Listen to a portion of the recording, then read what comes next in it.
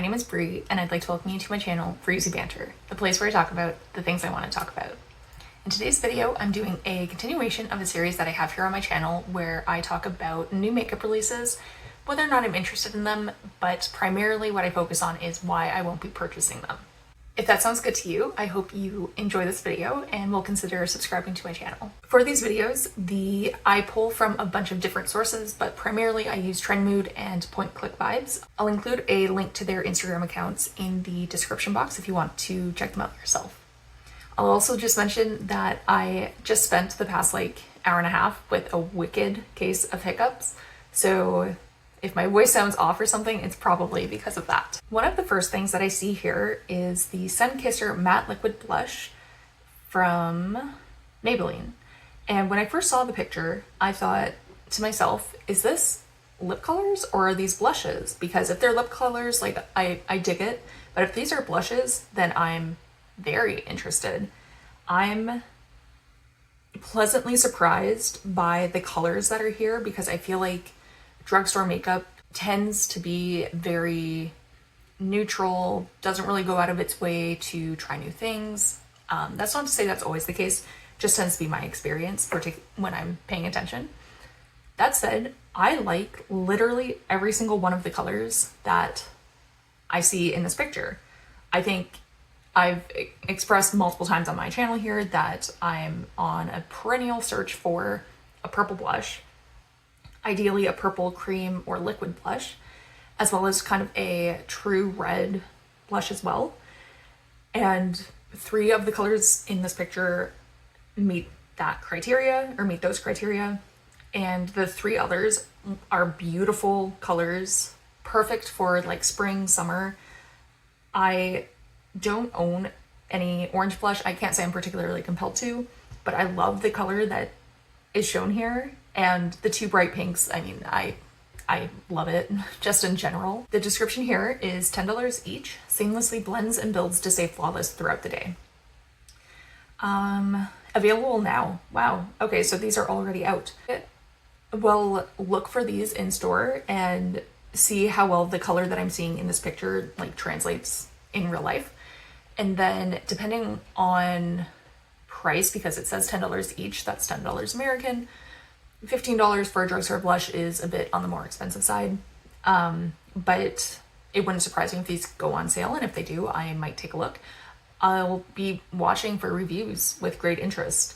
I'm not going to run out and buy it, but if the reviews are good, then I'm definitely very interested. Moving on to the next item, there's the Rimmel London Thrill Seeker Lip Latex. This is a liquid lipstick with a lightweight, hydrating lip stain formula and high shine finish.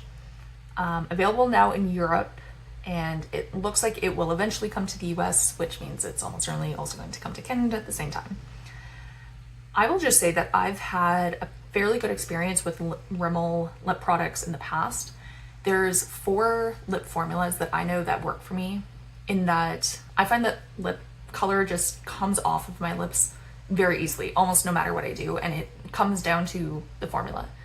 And there are 4 formulas that I have found that actually stay on my lips for a considerable amount of time. One of those is a formula from Rimmel. So that's kind of what piqued my interest here. That said, aside from the red color, it's almost like a berry red, I don't think the colors are all that interesting. So I am curious to see if they'll come out with more colors in the future. As it stands, aside from the red, I'm not that interested. I might see what it looks like in person, but definitely won't be going out to purchase this. Certainly not in a rush to do so anyways. Similar to the prior item, I'll also be waiting for reviews. And next is the Strobe collection from MAC. This is the Strobe Beam Liquid Blush, which provides customizable color intensity, instantly illuminates for a natural looking glow, lightweight feel, hydrating 10 shades. And then a Strobe Highlighting Moisturizer Cream, which is a 2-in-1 moisturizer and highlighter that helps boost the look of dull skin and illuminates with iridescent particles. It says few shades. I don't know. That's very nondescript. Few shades. The only reason I wanted to really point this out was because when I saw one of the pictures, it looked like these were lip colors, and I didn't care about that. But the liquid blush, similar again to the first product that I talked about, like there are some interesting colors here. There's like a red it's not a lilac, it's not a soft purple. This looks like kind of like a mid-tone, if not like a deep red, and deep purple. And that's, again, just interesting to me. I like seeing it. That said, all of the undertones of these blushes don't really speak to me, so I'm just not interested from that perspective. I also feel like it's difficult to tell because there isn't something to compare it against, but I suspect you're not going to get a lot of product in this product. And I also suspect that this isn't a case like Rare Beauty where the liquid blush just has tons and tons of pigment. I suspect that these just don't, and so I am hesitant to say whether or not you would get your money's worth. Of course, that's for everyone to decide. But seeing that the blush is $30, again, $30 American, that's probably like $42 Canadian. And my guess is like, if you use this as your one blush, it wouldn't surprise me to find out down the road that somebody's like, yeah, I had to purchase this once every 3 months or something. And to me, that's just too expensive for my taste. The next product that I wanted to talk about is the Pretty Fresh Tinted Foundation Balm, a complexion stick for blurring second skinned finish, by ColourPop. And so this says, this creamy skincare infused foundation stick offers hydrating, buildable light to medium coverage that melts seamlessly into the skin for a smooth, fresh complexion. One thing that I didn't mention for the other products, but it was in the description, I just don't want to read the entire thing because it's forever long, is everything seems to have skincare benefits or skincare infused attributes. And I've said before, but I'll say it again, I don't care about that. Like, I have a skincare routine and I get what I need from my skincare routine so I don't need it in makeup. Maybe it helps. I feel like the quantities that you would need to put on your skin to really get a benefit just like isn't really there. But if it works for you, I'm happy for you. I did watch Angelica Feast's video on this, I believe yesterday. I think it was yesterday. And she had a really good review for it. And there was someone else who I saw, and now I just can't remember, who also gave it a good review. And I think they were, so Angelica says that she has combination skin with like a really oily T-zone. And I think the other person that I watched, who I just can't remember who it was, they had an oily skin type. My skin is like normal, leans, oily, perhaps combination. So that seems quite promising. I have exclusively used liquid foundations in the past. I've never used a cream, and I've never used like a stick foundation or a powder foundation for that matter. So I'm like kind of interested in this. That said, I'm not in the market for a foundation product right now. Like I think I have 4 or 5. I think I have 4 that I need to get through before I go purchasing like another one. But I like to see this. It's different, right? I feel like there aren't that many foundation balms coming out. And it seems like it would work for someone with my skin type. So maybe at some point, if I go through my foundations that I do have, this could be on the bill for me, but at this point in time, I won't be purchasing. I'm going to come back to another item that I've spoken about previously in one of these videos, which is the Dove by Crumble Cookies collab, I guess, where they released a collection of body cleansing and care products inspired by the irresistible flavors of Crumble Cookies, which includes a body wash, body scrub, deodorant, and liquid hand wash. Okay, I'm not sure if I actually saw the scents before. There are 4 scents. There's Nilla Bean Cupcake, Confetti Cake, Strawberry Crumb Cake, and Lemon Glaze. Literally all of those sound incredible. I think I want to get a liquid hand wash, and I don't think I would get a deodorant with these scents.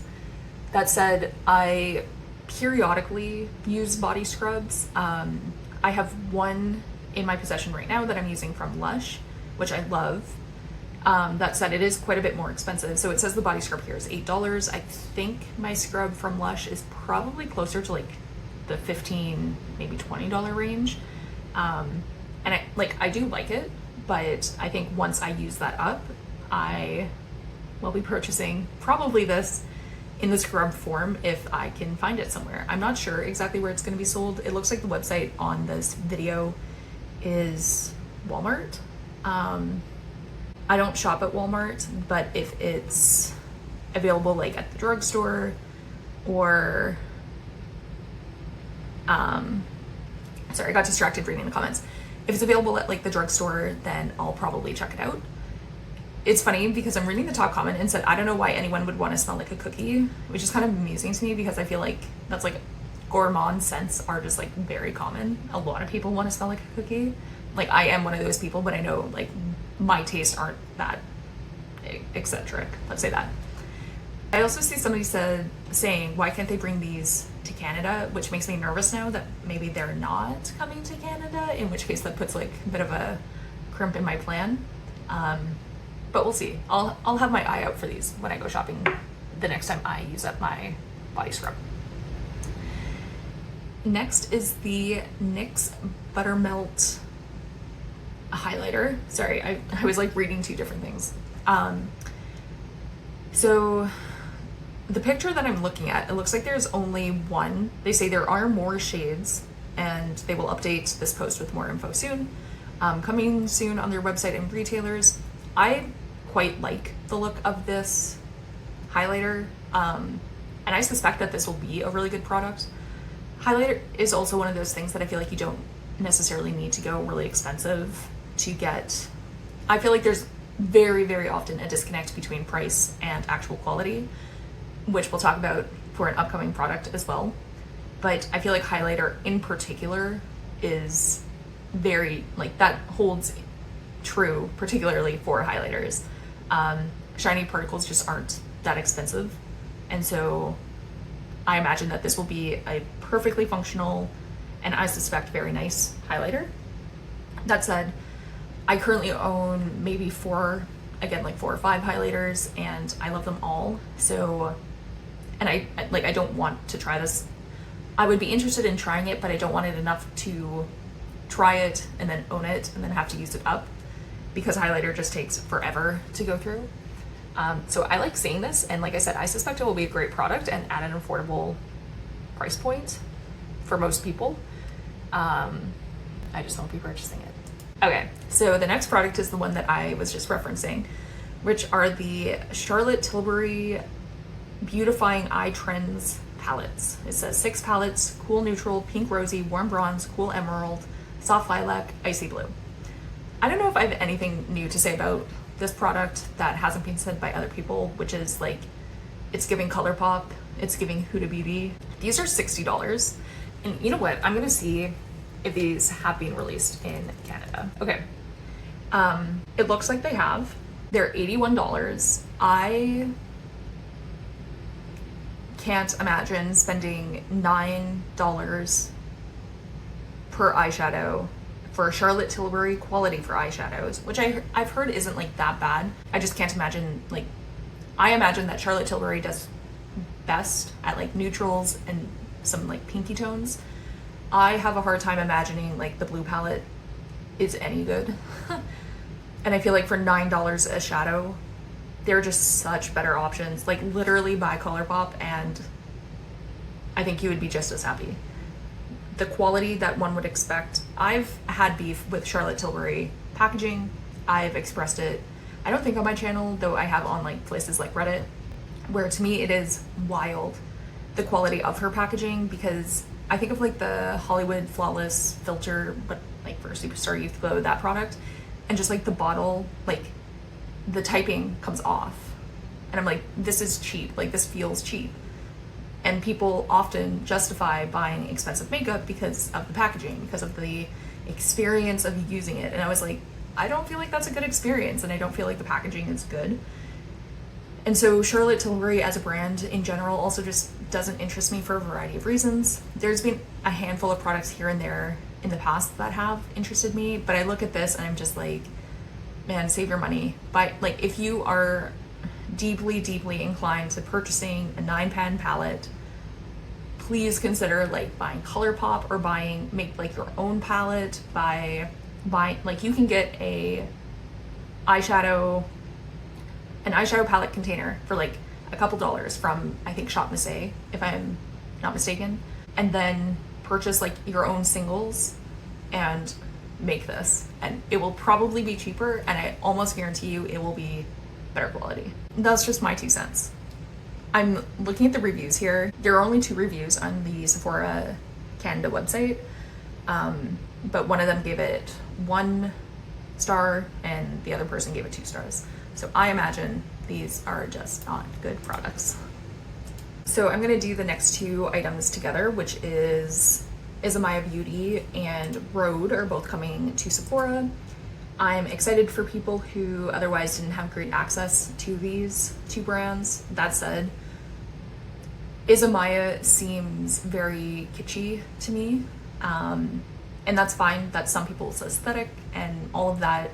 I just never vibed with it, for lack of a better word. And for some reason, so I'm reading the description here and it says the collection includes 12 products, makeup and skincare, ranges in price from $28 to $44. And am I like out to lunch? Because I swear her products were like, they were up there, like closer to luxury prices, like $60 to $100. So I'm not sure if this is a different, like a sub line where it's cheaper and it's specifically for Sephora, whereas her other more like prestigious products will be sold on her website, or what's going on here. But that seems much, much cheaper than I remembered. As for Rhode Beauty, I know some people love this brand. I just don't. I don't know. I just think of that phone case that reminds me of a tampon, and I don't like being walking advertisements for brands, and Rhode leaned very heavily into that idea, and so that just like has put me off of it ever since. And none of the products that I've seen have been particularly interesting. I've heard good reviews that the products actually are quite good, but they've just never interested me enough to try. Next is the eyeshadow palette, The Lovers, which is by, why can't I find it? Cosmic Brushes. Oh my gosh. Is that what they're called? Did they change their name? Surely that's their new name, Cosmic Brushes. So this says a 20 color palette includes 12 silky soft mattes and 8 shimmery metallics, with one being a super shifty multi-chrome and 2 duochromes. And this is 26 pounds, I think that is. I don't think that's yours. I think that's 26 pounds, which is roughly 26 American dollars. So maybe 35 Canadian dollars. So the only reason I really wanted to talk about this is I think this is like quite pretty as a palette. I don't wear blue eyeshadow almost ever, but particularly like dark blue eyeshadow. But it's like if there were like 4 or 5 colors here that I could get rid of, I could see this being like an absolutely lovely eyeshadow palette for myself. Like I love the bottom 2 rows, or the left 2 rows, which are like pink, very heavily pink, red. There's like some light purple in there as well. And then some of the softer like greens, it almost looks like there's like a seafoam green. And even like the pastel blue, I kind of dig. And the soft or the lighter shimmers, I also quite like. It's just like the picture's like at an angle, which is why I'm like struggling to describe it. The 3 colors on the far right, and then the bottom 2 colors in the 3rd row or 3rd column.